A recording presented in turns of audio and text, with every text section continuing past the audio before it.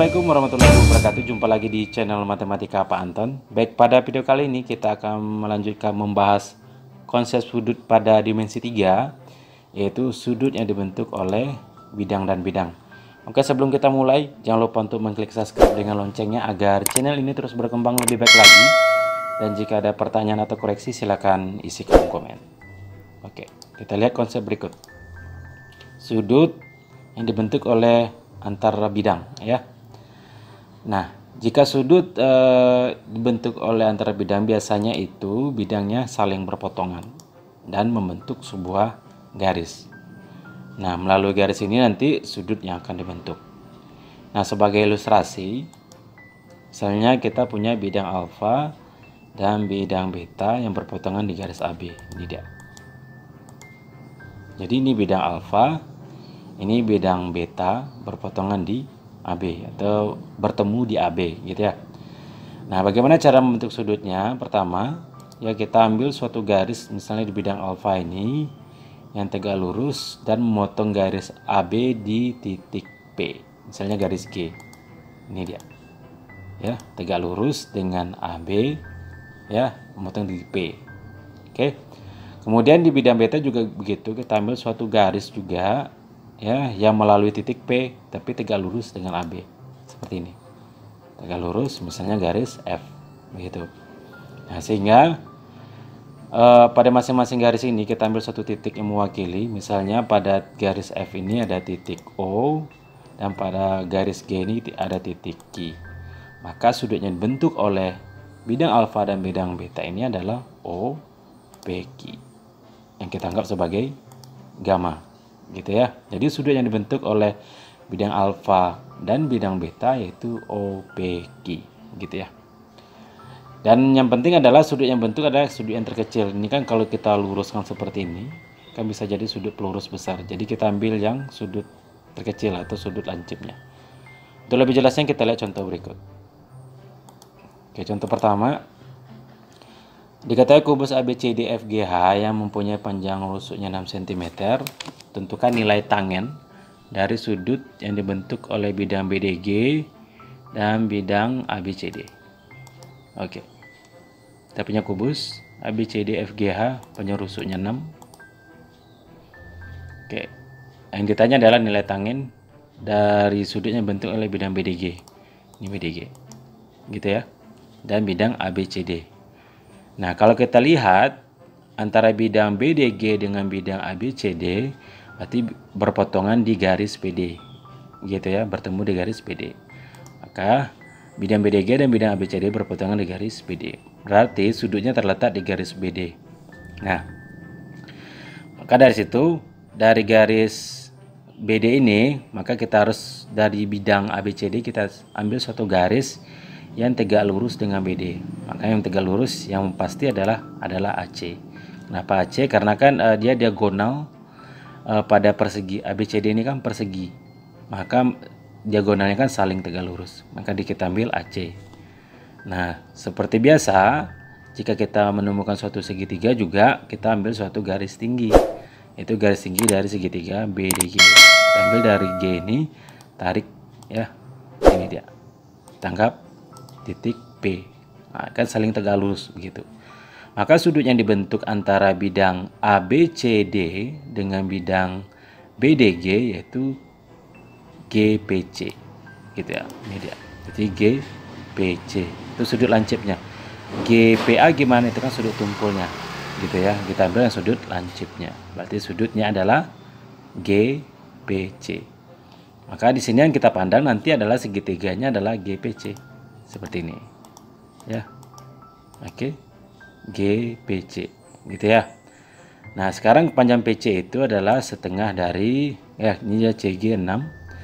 Panjang PC itu adalah setengah dari AC. Kita tahu AC ini ada diagonal sisi.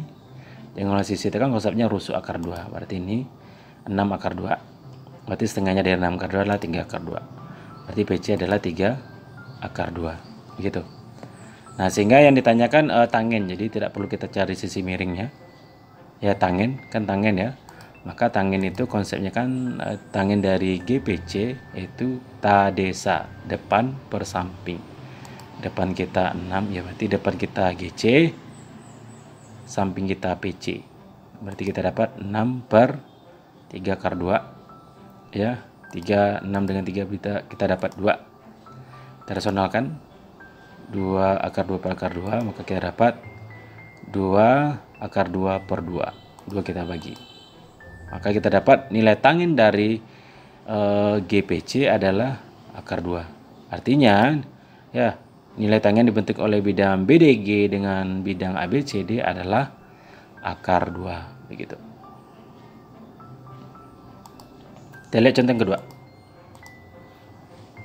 Oke, di sini contoh kedua, diketahui 5 segi 4 beraturan TABCD mempunyai panjang rusuk alasnya 6 cm dan rusuk tegaknya 5 cm. Jika A merupakan sudut antara bidang TBC dan bidang ABCD, tentukan nilai cos A. Oke.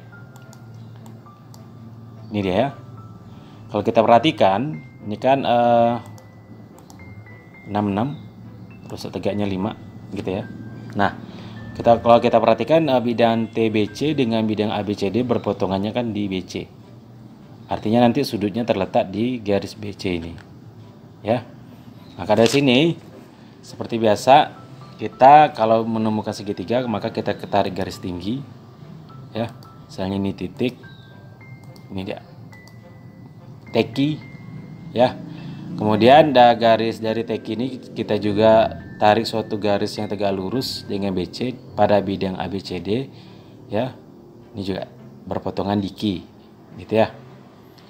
Kemudian dari T ini kita tarik suatu proyeksi ke bidang ABCD, misalnya titik P.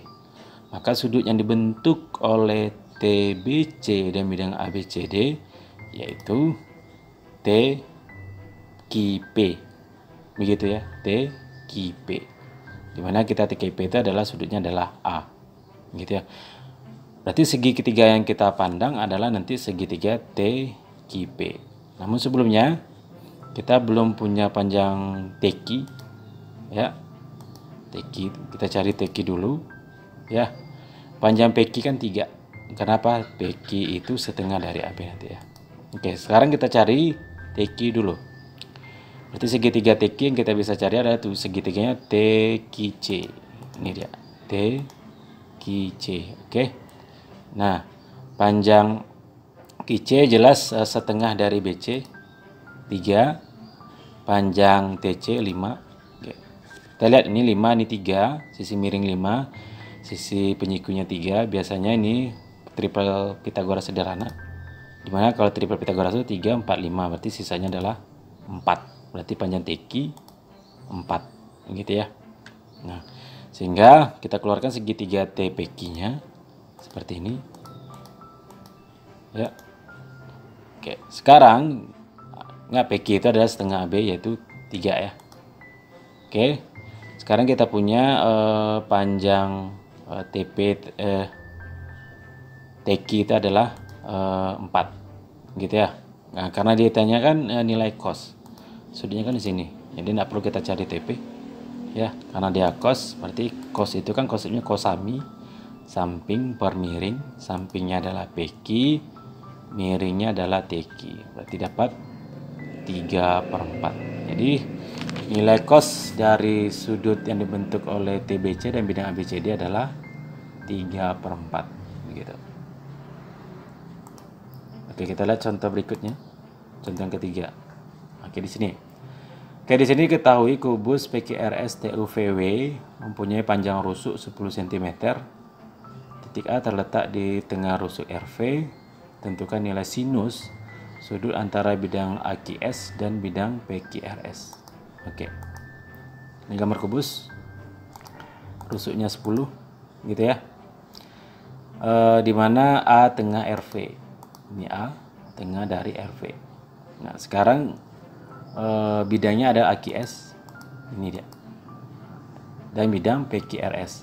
Nah, kalau dilihat dari gambar, antara bidang AQS dengan bidang PQRS itu berpotongan di QS. Berarti dia berpotongan di QS, berarti sudutnya terletak di QS, gitu. Ya, berarti kita tarik suatu garis yang tegak lurus dengan QS kalau di bidang PQRS yaitu garis PR gitu ya, agak lurusnya sini. Sekarang untuk bidang AQS kita tahu bahwa ini adalah segitiga, maka kita tarik suatu garis tinggi dari A ini ya. Anggap kita berpotongannya di B gitu ya. Nah, berarti sudut yang dibentuknya adalah ABR. ABR, sudut lancipnya kita ambil ABR gitu ya, sudut ABR. Berarti ya, kita keluarkan segitiga ABR. Ini dia, ABR. Dimana panjang BR itu adalah setengah PR. PR itu kan diagonal sisi 10 akar 2, maka BR adalah 5 akar 2, separuh dari BR. Kemudian AR jelas dia 5. Kita cari AB.